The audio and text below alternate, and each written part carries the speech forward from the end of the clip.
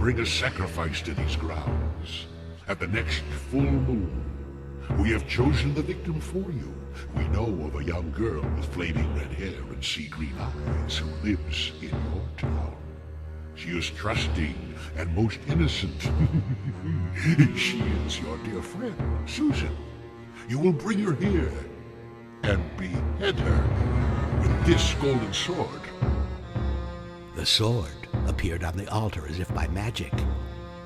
Take it and bury it under the altar until the full moon beckons you to the sacrifice.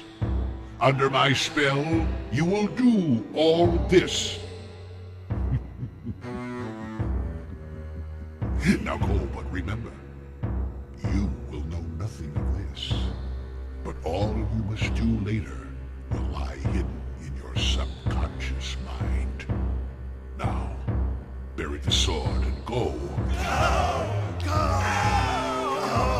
Tommy turns and stumbles drunkenly, blindly through the woods, as if possessed.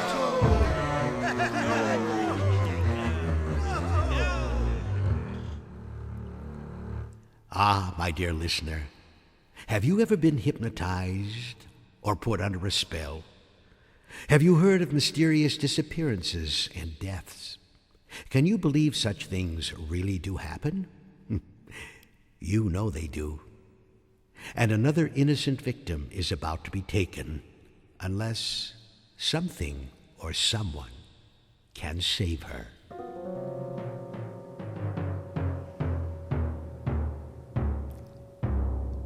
The next morning, in the attic, Susan found Tommy staring at the computer screen. Susan senses that something is wrong. Suddenly, the screen comes on, a sickly green. Flaming letters appear, but no voice is heard. The lettering on the screen is a greeting with a series of menu choices. Choose 1,000 names for the devil, evil spells and incantations, curses, amulets, and magic potions. Wow, this is great, says Susan. I've sometimes dreamt of witches. They frighten me. I've seen some of their gruesome pets in my dreams. Three-horned goats, werewolves, black cats, and clammy bats. Oh yes, Susan was enthralled with witches. And look at this, she said. Famous witches and warlocks. And this, said Tommy in a trembling voice, methods of human sacrifice. Let's read that one. He reached over and clicked the mouse. These secrets can only be known if you have been purified and given the magic access words. You do this by following Tommy to the top of the parapet at the first full moon. Oh my, says Susan. Do you think we dare go? Tommy firmly tells Susan that she must go. The master of the Darknet commands it. We both must go and wait for the coming of the full moon. Susan thinks Tommy sounds very strange, shrugs her shoulders and says, "Oh, it sounds very scary, but..."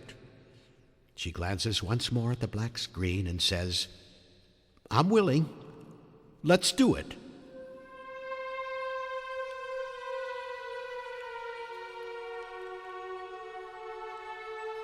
The night of the full moon has arrived.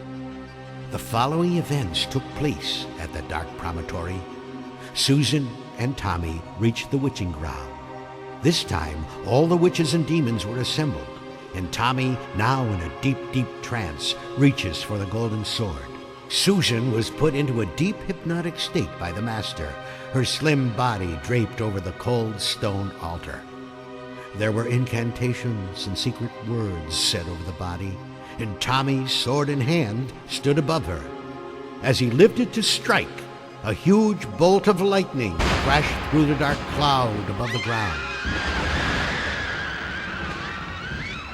The witches, screaming, scattered and fled.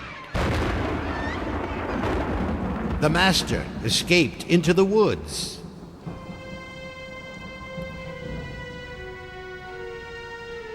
Susan and Tom lay across each other, unconscious. The next morning, the local paper reported that several bolts of lightning came out of the dark cloud hanging over the promontory. Once again it appears that the forces of darkness were around the wood and warned everyone to stay away. At dawn, 2 figures were seen stumbling from the woods. They were spied by 2 runners. Nothing else was known.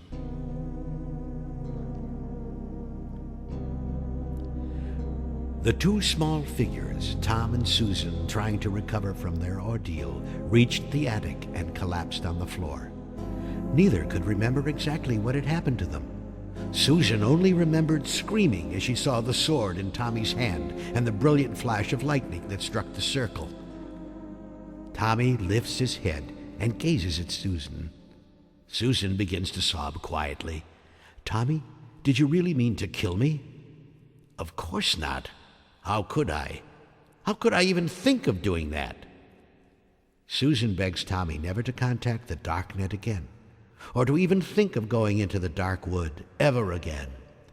"Promise, you must promise me, or our beautiful friendship will end." "I promise with all my heart," said Tommy. "Thank you," said Susan, and exhausted, she falls asleep. Suddenly, the computer screen throbs to life. A strange warmth flows into Tommy's fingers as he moves clumsily toward the computer. As he does, the screen oozes a sick green color. And then, the face of the master appears. Do you think you can go against our plan of sacrifice? It's not so easy. How dare you, you little worm? How dare you promise Susan that you would never bring her among us again? You will. Come to me, worm. Come to me now. We must meet now and have a very serious talk about this. Tommy feels himself growing weak. Now, Tommy, you must come now. Tommy feels as if he's being sucked deeper and deeper into a strange place. He sees deathly shapes, fog, and fire all around. Where am I? What's happening? Tommy's spirit has been sucked into the computer. His almost lifeless body remains on the attic floor.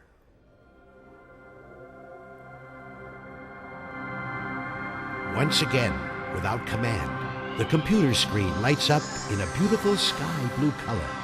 An almost ethereal sound moves through the speakers, rising higher and higher in intensity.